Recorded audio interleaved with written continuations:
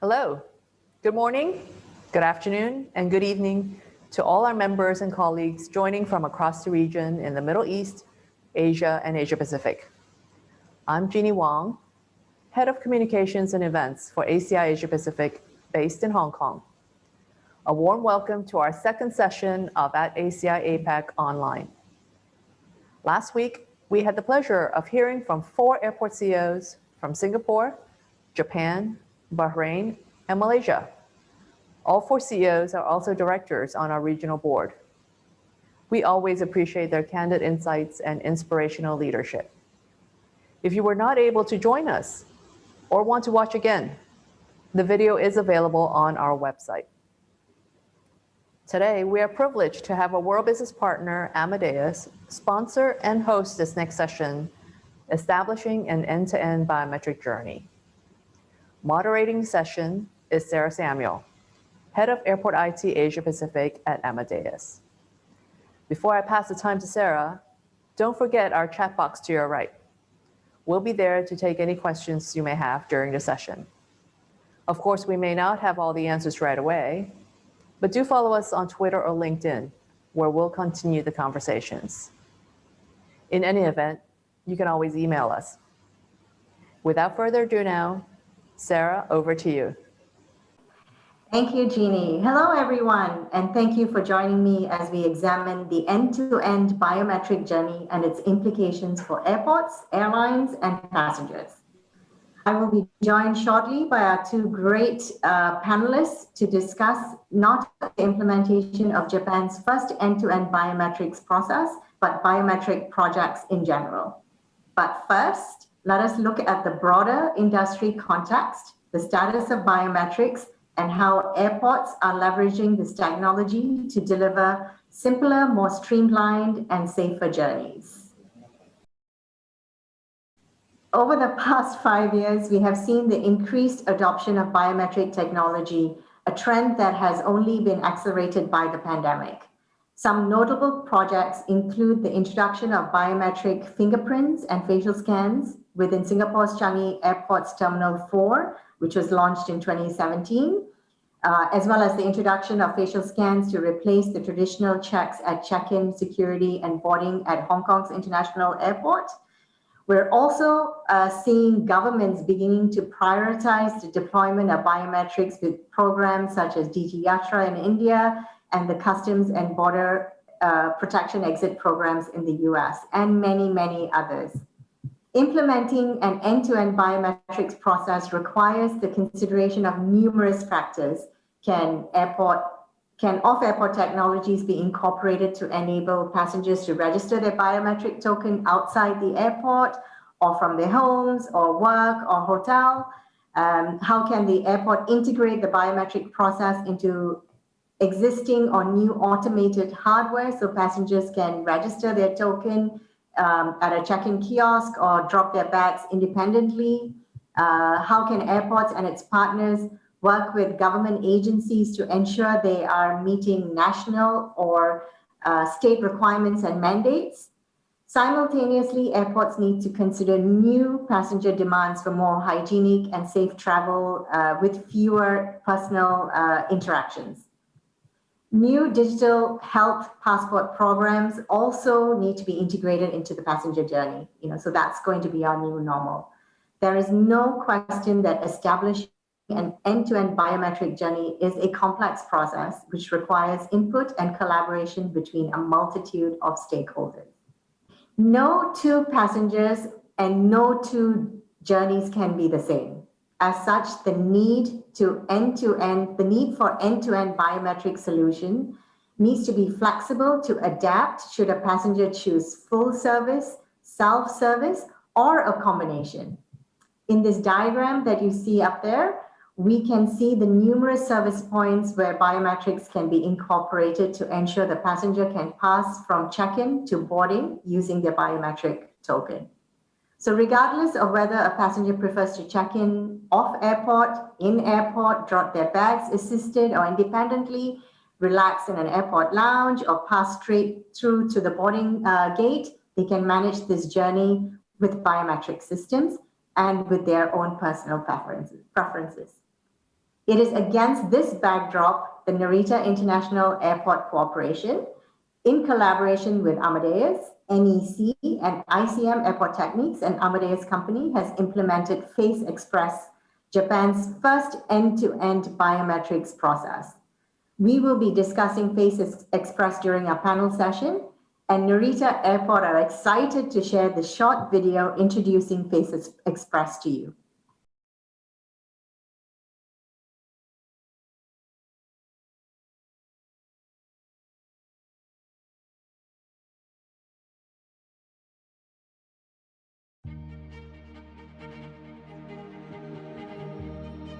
No one enjoys long check-in procedures followed by long lines. Narita Airport is turning that stressful time into a comfortable experience. Introducing the next generation in face recognition technology, Face Express. Simply scan your passport and register your boarding pass at a Face Express self-check-in machine. A photo will be taken and your facial data is scanned. Now, your face acts as your passport and boarding pass. You can drop off baggage without any other ID. You can even walk through the gates without showing your passport or boarding pass. Complicated departure procedures are all replaced with face recognition. This also makes traveling more secure, preventing accidental or intentional boarding under a different passport. Face Express reduces stress and increases time you can use to enjoy the airport. And it not only benefits the passengers, airport staff can use the extra time to provide even better service. And the new service will also help to achieve reliable, on-time flight departures. Face Express benefits passengers, airlines, and the airport. A safer, more secure, and much more comfortable experience. Introducing from Narita Airport, a new style of travel. Face Express.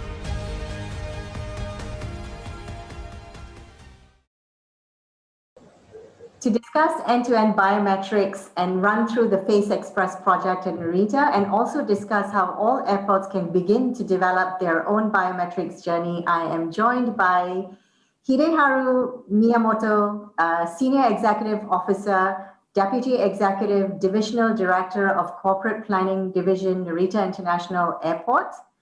As a board member in charge of corporate strategies, including digital transformation initiatives, Hideharu Miyamoto drives fast travel and digitalization projects at Narita Airport. He also oversees corporate strategies, including investment planning, international affairs, and airport planning. Welcome, Miyamoto-san.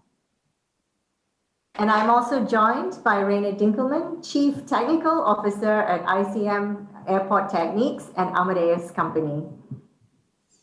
For more than a decade, Rainer has led his team in deploying self-service solutions as well as biometric solutions in multiple airports around the world. Rainer combines robust airline and BHS IT communication systems with new technologies to develop leading products within the airport self-service space. Rainer also leads our Amadeus Biometrics development program. Welcome, Rainer. Thank you, Sarah. It's a pleasure to share this panel with you gentlemen today. So let's get started. So what an exciting time for Narita Airport and Japan, the first end-to-end delivery of biometrics as an airport, at an airport in your country. Miyamoto-san, for those unfamiliar with Narita Airport's biometrics program, Face Express, developed in line with IATA's One ID principles, please could you explain the solution? How is Narita simplifying the passenger journey, and what are the components of the solution? Okay, thank you, Sarah. As you see the video clip, well, actually it's not ready yet, but once customer registers their face and link with the customer's booking information, and customer will be able to go through rest of the checkpoints only with showing their face instead of showing their passport and the boarding card. Well, actually, the passenger can go through the backdrops and then go to the entrance of security checkpoint and the boarding gate. All passenger need to do is that showing their face. Passenger can easily to go through the gate. And also the Ministry of Justice, the Passport Control Authority in Japan, and have already installed their own automated passport control gate using the facial recognition systems. So that and also on arrival, and the customs offices, they also install their own automated custom declaration gate using facial recognition. So that means that on departure, on arrival, the customer can go through every checkpoint using only the face recognition. So easy to go through every checkpoint at the airport. That's the Face Express. It is truly exciting, Miyamoto-san. So literally, your face is your passport and your boarding pass. From the first moment you enter the terminal and you register, you enroll, and all the way to boarding, you just use your face. That's really exciting, and I'm really looking forward to using the service when travel resumes. So I have another question for you. Could you take us through the process of bringing Face Express from concept to operation? What were the steps you took from design to implementation? Did you consult with other airports?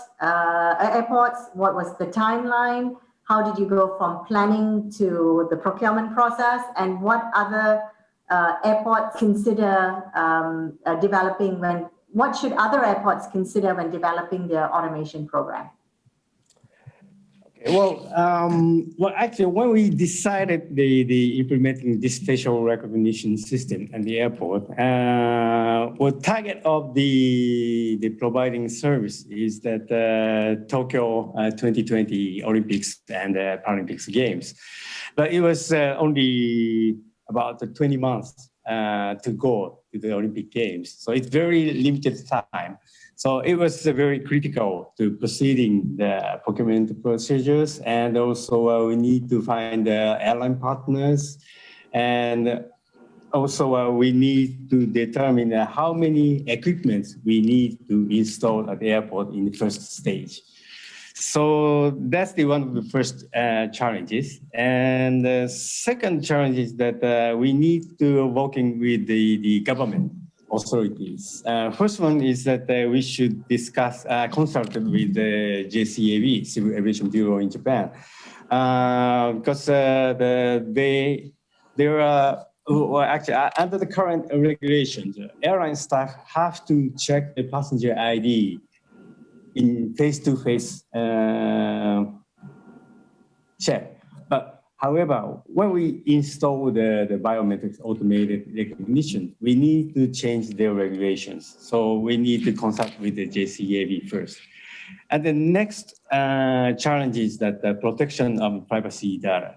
Because this is very first and new challenges no one ever done in the airport in Japan. So, Japanese Civil Aviation Bureau have held dedicated consultation meetings for this matter. There are lawyers and privacy specialists and professors, and also representatives of the consumers associations and the other related the personals in the meeting. And then, well, most important things we have to do in this service is that we have to provide the detail of what kind of information we are handled in the Face Express systems. And also, we have to get agreement from the customers before they register their facial information. And last one is we will erase those data within the 24 hours. We don't keep those information a long time.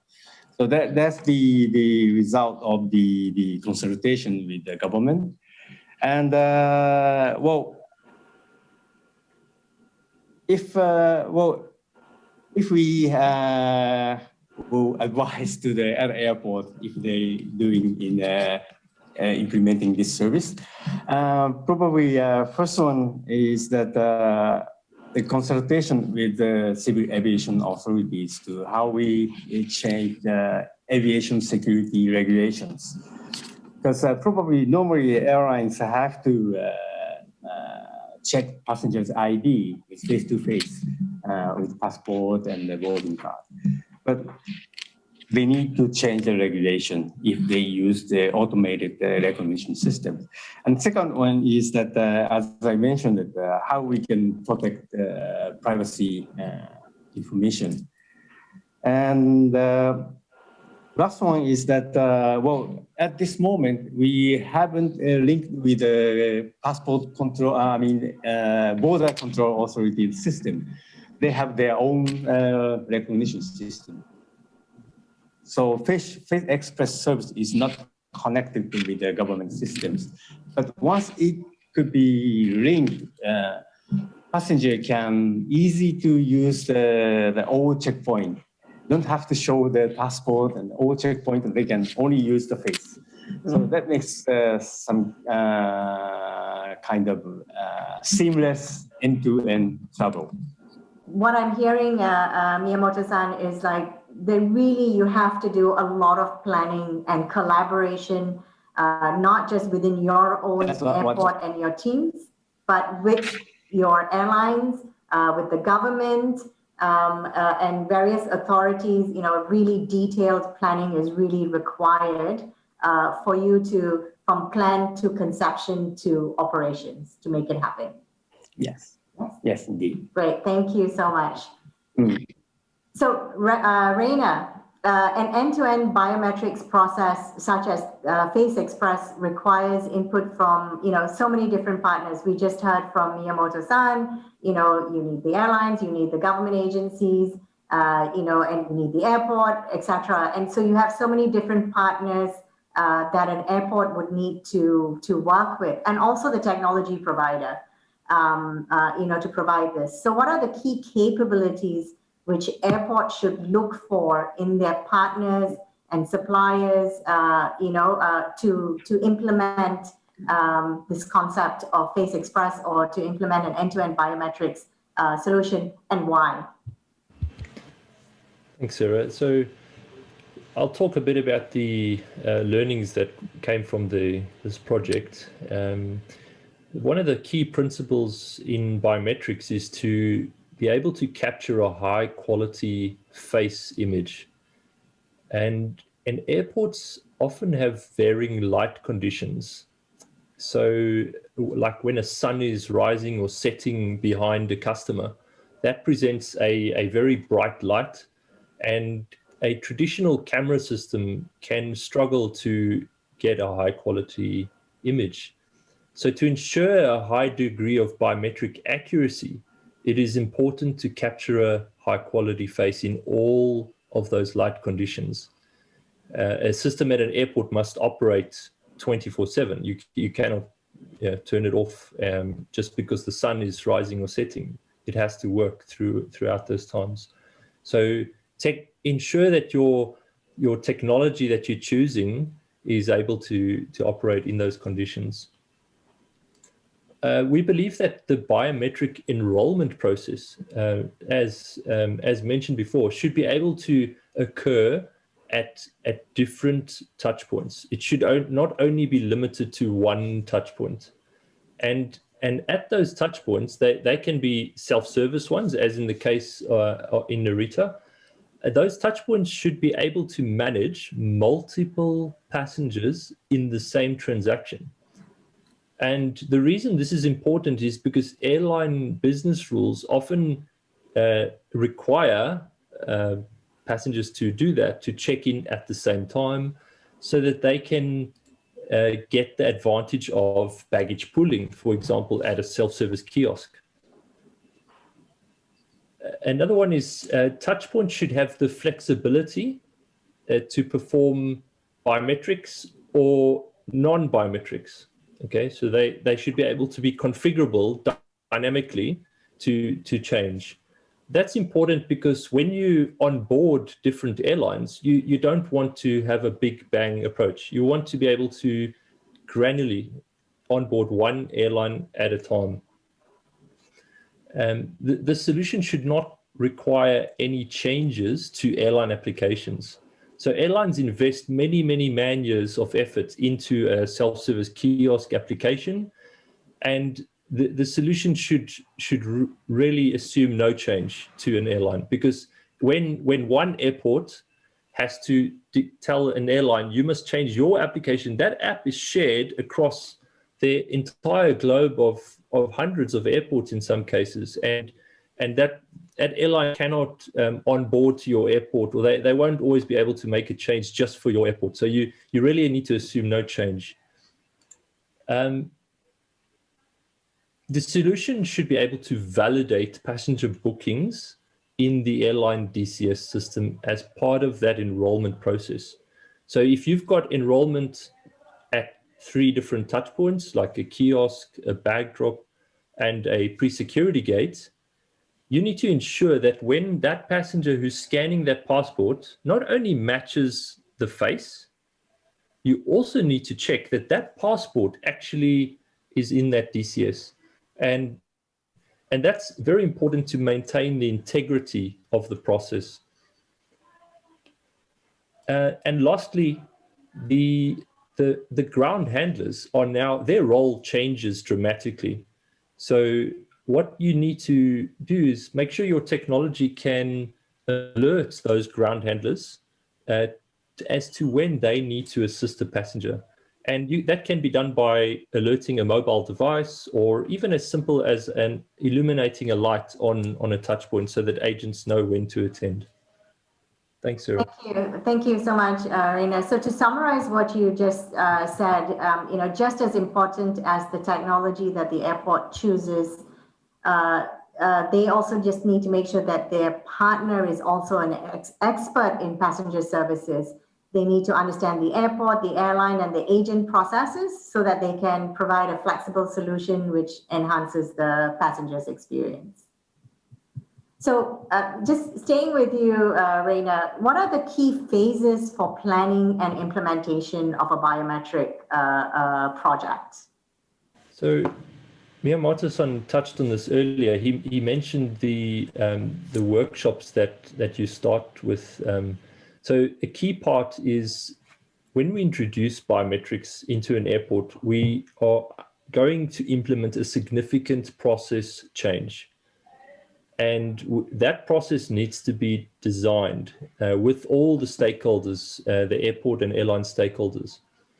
So that's the key starting point. And in parallel to that, there's a technical design phase. Obviously, there's network, servers, connectivity. The cameras need to be attached to devices.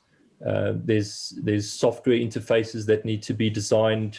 An airport requires quite a lot of technical phase, so that usually occurs at the beginning of the process once a vendor has been engaged, or multiple vendors have been engaged. And then once that design process is completed, the machine's equipment is procured. In parallel to that, we would normally recommend setting up a test environment, which is a dedicated off-airport laboratory environment, which has the full capability of the system, where one of each of the touch points are there. That allows all the software to be tested. It also allows your stakeholders to come in and have an early view of what they've signed up to, and that allows them to maybe adjust things where they may have wanted some flexibility, wanted to change to go this way, and it allows them to test the product and get a hands-on experience. It also allows the agents who need training, the trainer to come in. They can get familiar with the products while those machines are arriving at the airport, being installed. That can usually take a number of months. So it's important to have that environment ready. And then once the machines are commissioned, they will get tested by number of different parties, and once they're ready to go live, there's usually some operational acceptance testing to occur. And then when you go live, try and do that in a risk-adverse manner, not a big bang approach. So on board 1 or 2 airlines at a time, not everyone at the same time, so that you can always roll back to the previous process. So again, that flexibility of the device and of the platforms to be able to roll back to the non-biometric mode at different intervals in the project onboarding phase. All right, thank you. So from your explanation, what I've heard is that biometrics projects are actually complex. Miyamoto-san, definitely alluded to that and, said that as well. And they require really experienced implementation teams to ensure that the objectives that the project is supposed to deliver is delivered. And additionally, the project really requires sufficient time for each of these phases so that they can be completed successfully. So thank you for sharing that. So Miyamoto-san, a question for you. How did NAA engage and then manage the various stakeholders involved in this project, including your airline partners? And what was the scope of collaboration? And how much time did you guys spend collaborating with the stakeholders throughout the length of the project? Okay, thank you, Sarah. Well, actually, as I told you that when we decided to implement the Face Express services to the airport, but also the government targeted those new services should be in service before 2020 Tokyo Olympic Games. Yeah. So that we have the very limited time. But first of all, we have to find out airline partners. No airlines, no facial recognition system. So that we should try to find out airline partners. And also, as Rainer mentioned, that this is quite new processes. Airline needs to make lot of decisions to change their operations, so that we have discussed with the Japanese carriers, Japan Airlines and All Nippon Airways, because they have headquarters located in Tokyo. It's very easy to discuss openly. And also, if they need to establish some new standards or something like that, it's very easy to make a decision throughout the project. So that the Japan Airlines and the All Nippon Airways very keen to implementing this kind of improving customer experience. So that we have started with Japan Airlines and All Nippon Airways first. And at the same time, there are many foreign carriers operating at Narita Airport as well. Some airlines are already showing their interest in implementing the Face Express services. So, well, during the development, we are focusing on the old services in service before the Tokyo Olympic Games. Probably next step, we will expand more airlines can use the services. Thank you for that. So again, as what's more and more apparent is, we need to invest time with the various stakeholders. So, Raina, we have many airports listening in today. And if we were to advise them, what would be the timeline that you would advise for a biometric project? That's a good question. So I would say you probably need to allow about 6 months for the process workshops that I mentioned at the beginning, followed by about a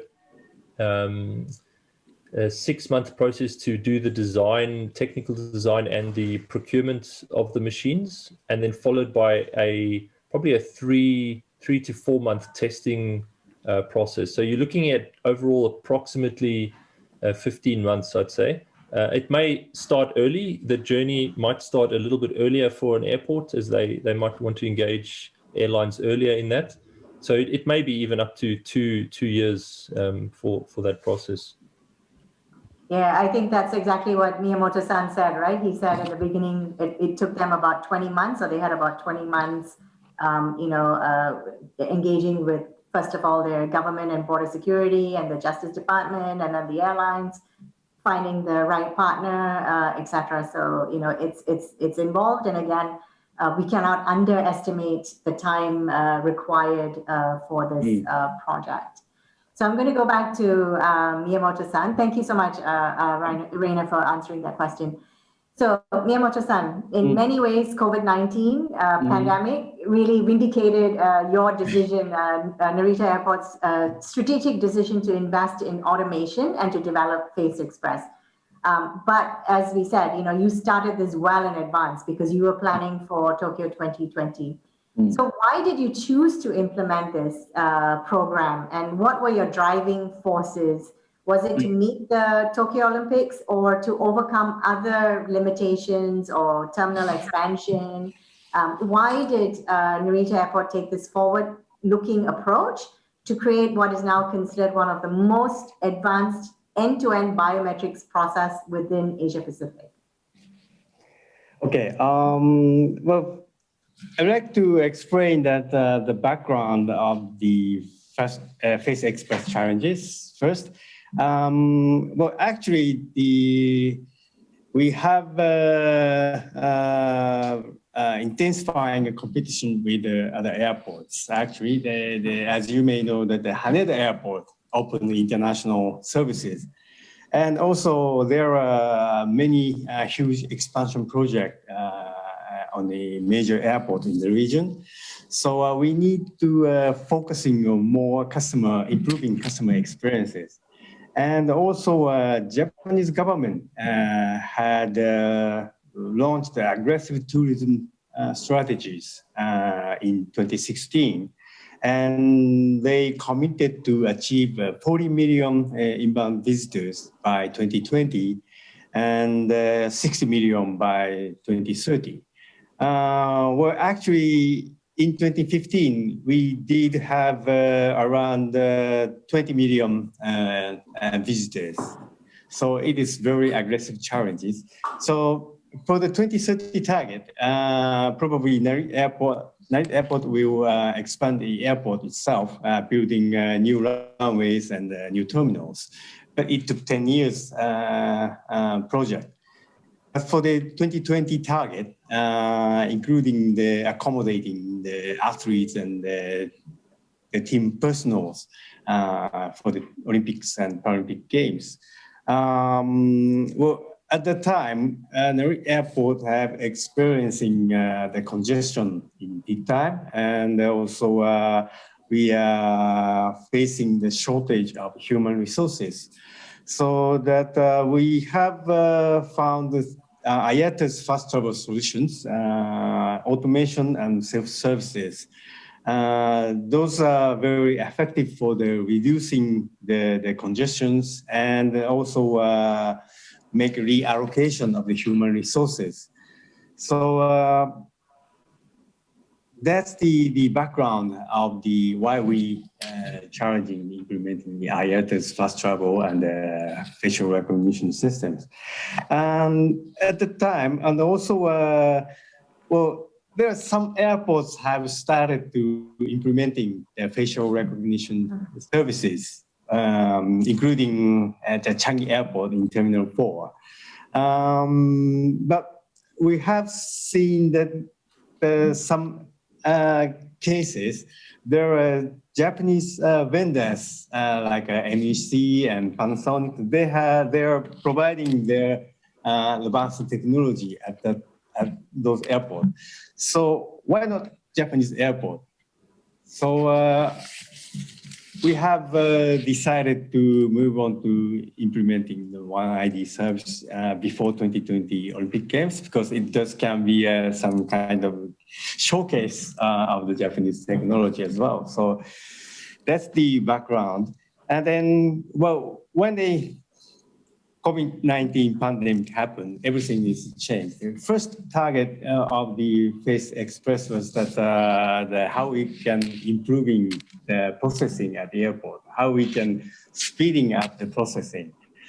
But when we, well, actually, under the COVID-19 circumstances, the first travel self-service options are able to reduce the interaction with between the passengers and the airline staff. But still, airline staff have to check passengers' ID and boarding card and face-to-face manually. So once Face Express can be in service, there are no required face-to-face transaction between the airline staff and the passengers. So during the restarting the cross-border travel, Face Express service can be very important measures for the keeping the safe and secure of the passenger and the airport staff. So that's the reason we have decided to implementing the services. And also there are many of the digital certification solutions proposed from the many places, like IATA's Travel Pass and the Common Pass. So that probably we are now coordinating with the airlines and the government because they are now planning to carry out some trials using the digital certifications. So from airport side, if the Face Express service linked to those services, this can be achieved some completely contactless processes at the airport. And also, well, at this moment, the customer have to register their face at the airport. But those digital solution is offering using mobile phones to register their own information. So maybe customer can register their own information at the home or of airport. And then when come to the airport, they can use their face as their ID. And then for the checking and entering the security checkpoint, and finally they can board the aircraft. So that's the view of our planning of the Face Express. Thank you, Miyamoto-san. So basically, what drove your initiative with Face Express was really initially it was like competition. You had congestion that you needed to address, and then you also had, the promotion of tourism and growth from passengers coming in. You also had shortage of resources. You wanted to showcase, national technology, that is provided by NEC as an example. And of course, as we said earlier, you already had the base platform ready to address pandemic because you've got biometrics already in place. Now we just need to make it even more contactless with the digital passport. Digital passport and health passport integration. So I'm going to ask Rainer this question, like how do you envision these health passports being integrated into the end-to-end biometric journey? Yeah, health passports at the moment are not widely adopted, and there are almost no standards. Many countries only issue a piece of paper when you get a COVID injection. So it's easy to fake that piece of paper. So we feel it's important to retain a safe travel. We should continue to promote self-service devices, especially if those can be made to be touchless. And there are technologies available to do that. So in order for health passports to be trusted, they need to be digitalized, okay? And digitalization will allow those health passports to be integrated with the airline DCS systems, and that will allow self-service devices to continue to be used, because those self-service touchpoints will be able to know when they're allowed to accept a valid passenger. That will ensure that they can consistently apply the rules. And that's important because today the process is very manual. An agent today has to check a lot of documents when manually, and I've heard this can take a very long time, even half an hour or more for an agent to manually check your health documents. So it's very important that we continue to automate those airport processes. Yeah, thank you. So again, the theme here is that, even with safe travel, with the digitalization of health passports, integrating it back into airline departure control systems, because they need to validate, authenticate the digital certificates, and then say, okay to travel, and then of course, continuing to work with governments, to make sure that we can implement this. This is the only way to rebuild travel. But I think the theme that I'm seeing here from biometrics, as well as now safe travel, because they go hand in hand, they complement each other, and for either to be successful, they need to work together. It really is about collaboration, industry collaboration,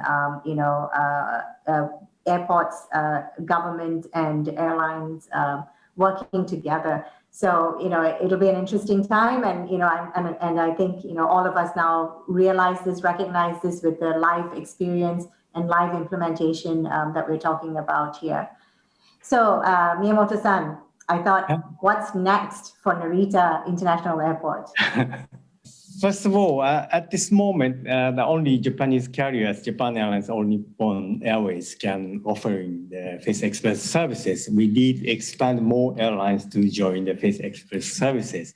And also from the airport, we need to install more equipment, face recognition equipment to the terminals, to expand more airlines to join the Face Express services. And also that we have to consider the linkage with the health certification services such as IATA Travel Pass and Common Pass. And now airlines have planned to carry out some trials. So we are very keen to supporting those trials to establish how we can coordinate with those health certification services.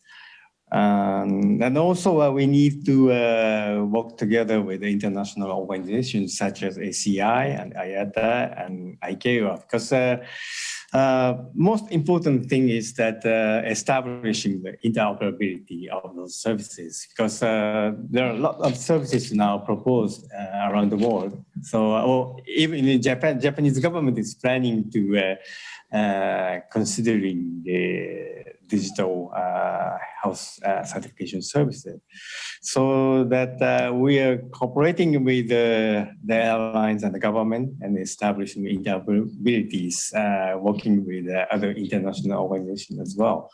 So that's our next challenges to improving these services. Thank you. So another question for you, Miyamoto-san. So I understand, the technology for Face Express, the technology that underpins the Face Express is really, you've used cloud technology, which will definitely help you guys in Narita to reduce your emission and make the airport a lot more environmentally friendly.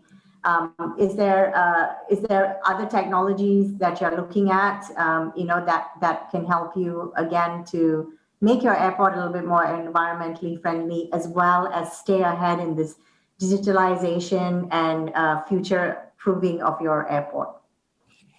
Right. Well, basically, well, our industry is always facing environmental challenges. Well, even if there are no COVID-19.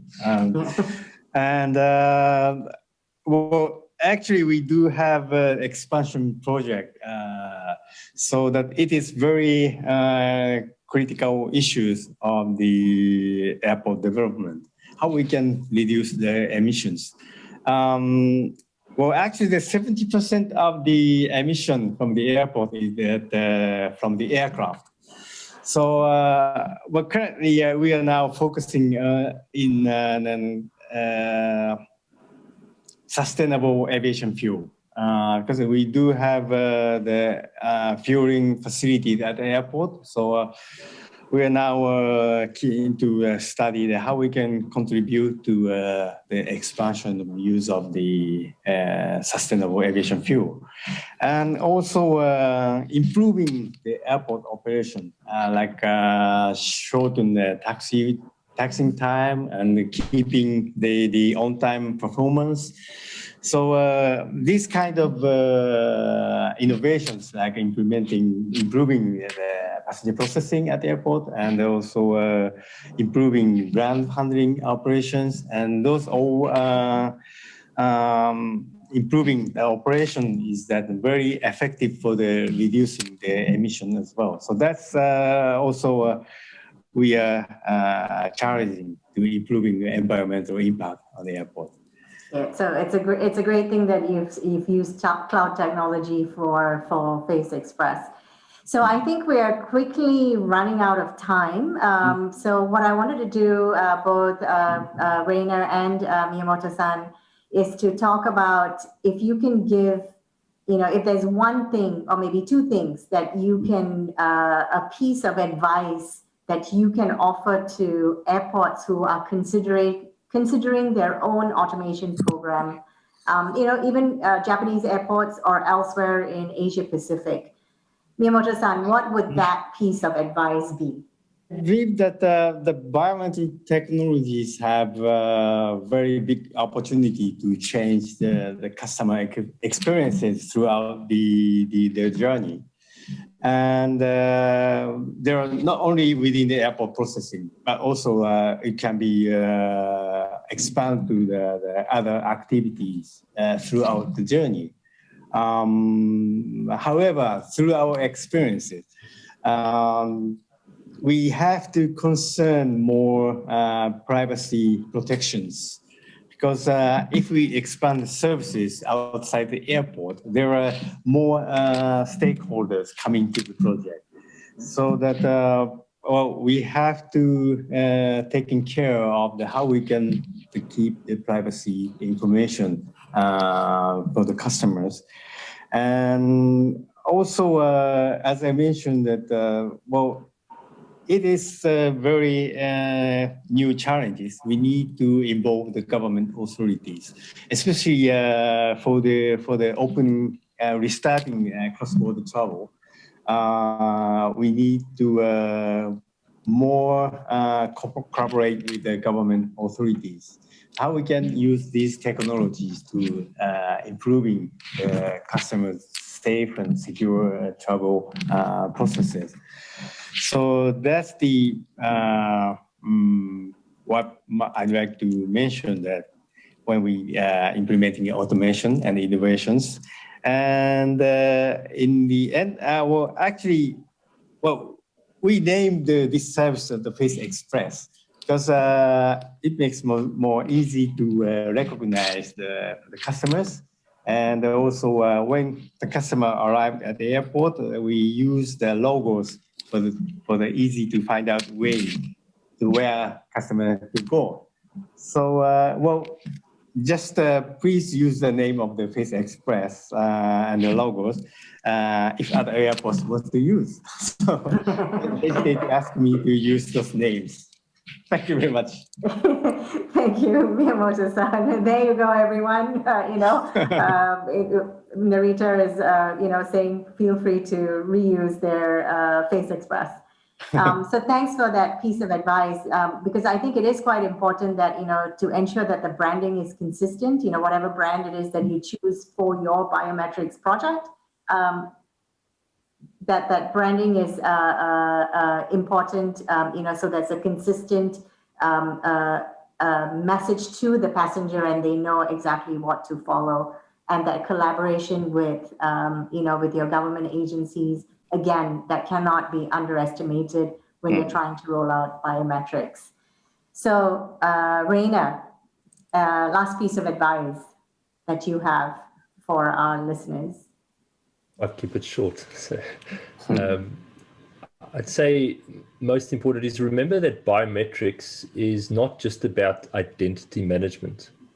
When you choose your partner, make sure that they have extensive experience in passenger processing, because biometrics is about passenger facilitation at airports.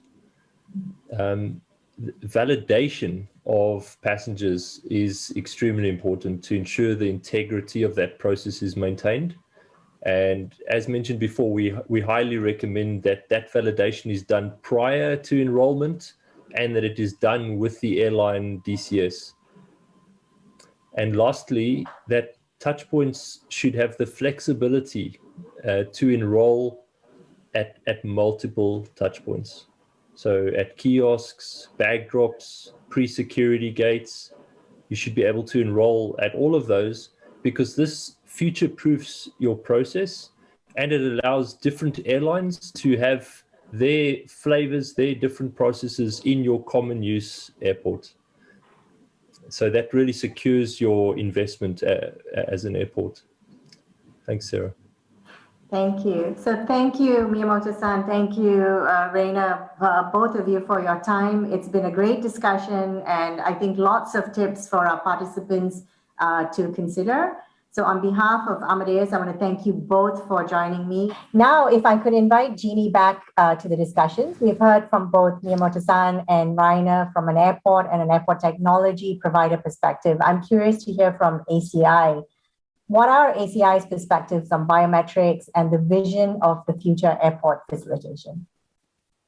Well, thanks for asking us, Sarah. In terms of biometrics, ACI is certainly supportive of this, especially as a means to verify personal identity for passengers at border control and also throughout the various airport touchpoints, such as check-in, security, and boarding. Now, given that airports in Asia Pacific are very congested, the adoption of biometrics will actually increase efficiency and also improve passenger experience. Now, in terms of the future of airport facilitation, ACI has actually identified 3 strategic areas to focus on. Firstly, moving some of the processes off airport, such as pre-screening, bag services, and cargo, before the passenger even goes to the airport. Another one is the adoption of advanced technologies to facilitate the process at the airport. Of course, to that, we have biometrics, which we were just talking about. And then there's also autonomous vehicles and robotics. And with the pandemic, it has obviously expedited these technologies. And we are seeing airports across the region already implementing these. Lastly, there's the opportunity to harness data in conjunction with AI, artificial intelligence. And these would certainly facilitate colleagues in operations at the airports to make better and faster decisions in their work. Yeah, I mean, definitely, these are exactly the same sort of, implementations that we're seeing across the region and even globally, in opportunities that we're working on with our customers, with our airport customers. So another question, Jeannie, if you don't mind, what are the challenges for the adoption of biometrics for the Asia Pacific region? That's a very good question, Sarah. The challenges are many. ACI Asia Pacific is a very diverse region. Our members span all the way from the South Pacific Islands to Australia, New Zealand, up through Southeast Asia, North Asia, Asia, extending even to the Middle East. And these all hail from 49 different countries and territories. So there is a huge variation in terms of business models, ownership structures, and even maturity levels in our airports. In fact, over 50% have an annual passenger traffic of less than 5 million. So these are the smaller airports. And many of these smaller airports actually do not have the financial resources or expertise to be able to implement advanced technologies, let alone full implementation of an end-to-end biometric journey like the one that we're talking about. So of course, you add on the financial challenges brought on by the pandemic. Need I say more in that regard? And by capacity building, we mean bridging the gap between our advanced airports and our less advanced airports. And we do these through a variety of activities such as assistance, education, training, benchmarking amongst airport members, etc., as a means to help each other. And then, of course, for expediting the adoption of biometrics for the aviation industry, we do need governments to work together with the industry, including both airports and airlines into the conversation.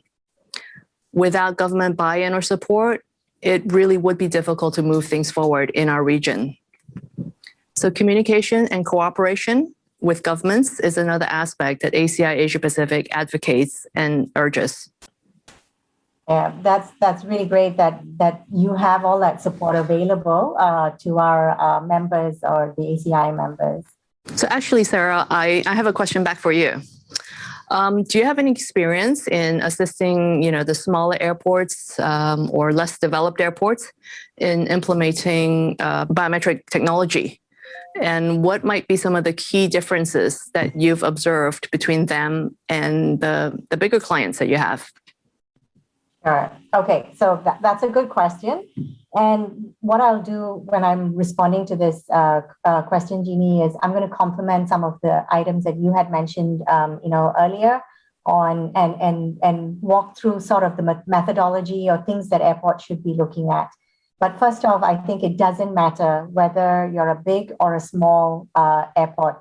Each airport has its unique requirements. So as a first step, when we engage with an airport regarding biometrics, we have a series of planning sessions and workshops to understand the individual needs and to customize the solution for them. The objective of these sessions is to understand how the airport wants to use biometrics or automation. Yeah. So we need to clarify the objectives, the key drivers behind the project. Is it security? Like in London Heathrow, there was an initiative, to really tighten up identification of passengers, really to minimize human trafficking, or is it processing speed or looking for modern systems to modernize your passenger facilitation? Or has your government, introduced some new regulations, like in the US or like in India with DigiYatra, et cetera? Or are you looking for a competitive advantage? So you need to first establish your objectives, and that will then, facilitate what it is that you need to do. So once you've got that objectives identified, then you need to set up some clear and concise KPIs. As an example, are you looking to also measure passenger and employee satisfaction?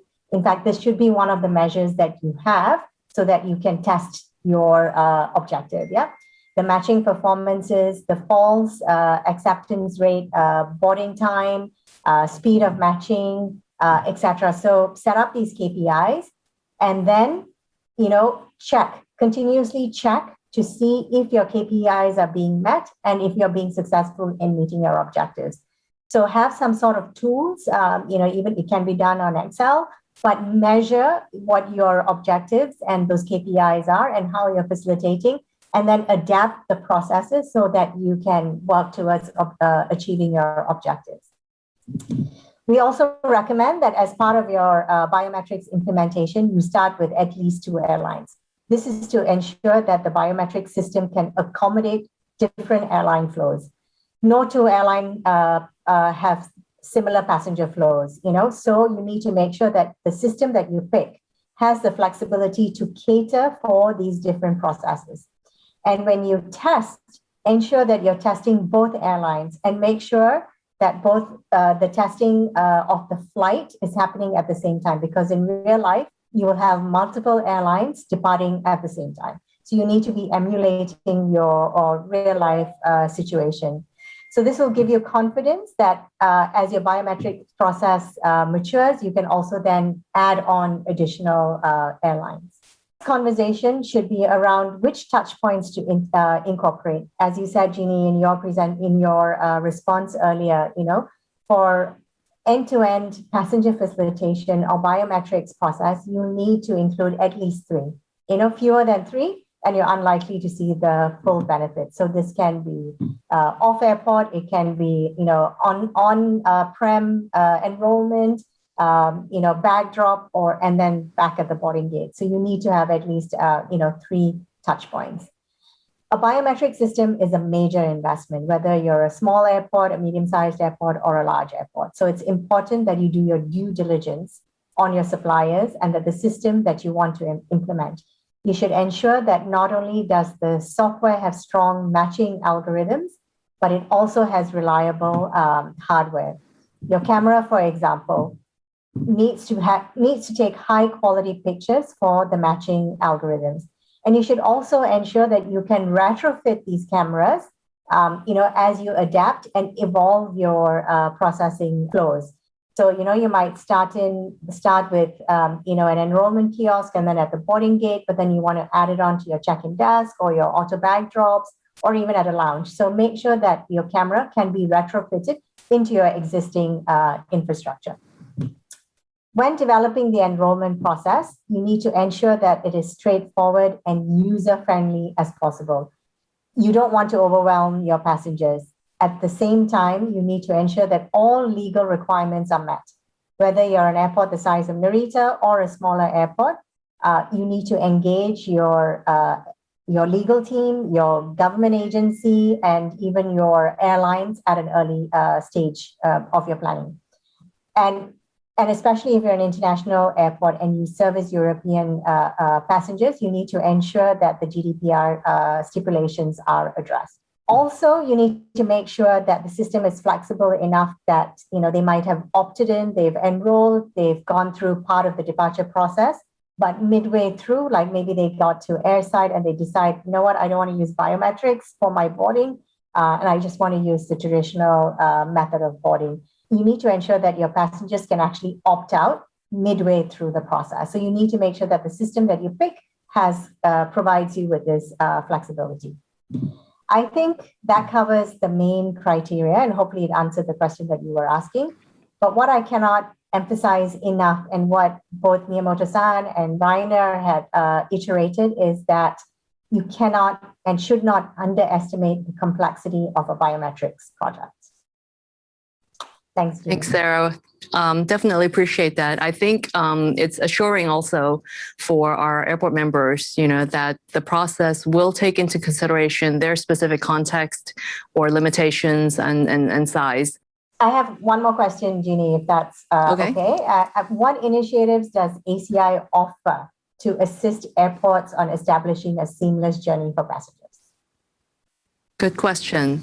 And actually, to this end, ACI does have quite a few resources and programs that are readily available to facilitate our airport members.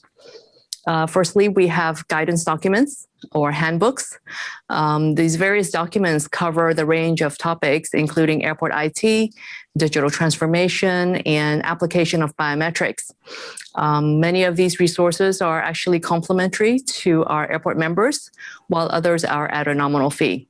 Another area that we focus on or that we work with is that we advocate with ICAO and other policymakers in ensuring that airports' perspectives, needs, or concerns are taken into consideration and actually reflected in the policies or regulations that are implemented or developed.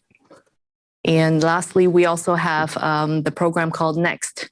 And this is in fact an ACI-IATA joint initiative. And it has a vision to define future air travel journey for passengers, baggage, cargo, and aircraft. You know, the air transport is not just about a flight. It's about the complete journey from the time a passenger leaves their home. If you would indulge in a little shameless plug by ACI, we might be able to queue up a brief video to illustrate this program. Life will be connected, faster, smarter. What about transport? How will technology process and design transform airports and the journey to and from them? What will the future look like in a world where more than 7 billion people fly every year and where 3,000 freighters transport our goods around? Let's see. Your future journey will begin with booking, capturing identity and data for you and your bags or your cargo. Travel will be hassle-free using conveniently located city centre entry gates and collection services. Real-time communications will be increased across all aspects of the journey. The customer experience will continue to evolve, reflecting and enhancing the way of our daily lives. Passengers will finally be able to personalise their journey from the comfort of their sofa or even from their seat in the sky. All commodities moved in air cargo will be continually monitored. Advanced processing through automation and robotics will bring unprecedented efficiency. And behind the scenes, connected systems ensures decision-making is based on trusted and reliable data. And this is just the beginning. Let's build the journey of the future. Let's create the travel of tomorrow. Let's make the most of new experience travel technologies. Next. All right, thank you, Jeannie. And, I want to add on that, Amadeus is very much in line with the Next program and the Next initiative. We have the solutions that also, match those requirements that was highlighted just now in your video. So we certainly appreciate ACI's perspectives and input. And once again, I want to thank Miyamoto-san and Rainer for their insights and their input. And I hope this session was valuable to the audience, in helping you with your planning and your journey with automation and biometrics. And thank you again, ACI Asia Pacific, for the opportunity to organize this session. And hopefully next year we can meet in person. Jeannie, the rest of the time, over to you. Thank you so much, Sarah, Miyamoto-san, and Rainer. We certainly appreciate you taking time today to share and explain everything to us. I certainly found it all very fascinating and cannot wait for travels to resume so that we can try out the technology in person. We appreciate your engagement with us. Now, for questions we couldn't answer just now, follow us on Twitter or LinkedIn or email, and we'll continue the conversations there. Join us again next week, same time, same place, with Martin Moody of the Moody-David Report. He will moderate a discussion on spurring the revival of airport commercial revenues with guests from Hong Kong International Airport, Qatar Duty Free, Launceston Airport, and ACI World. You don't want to miss out. See you next week.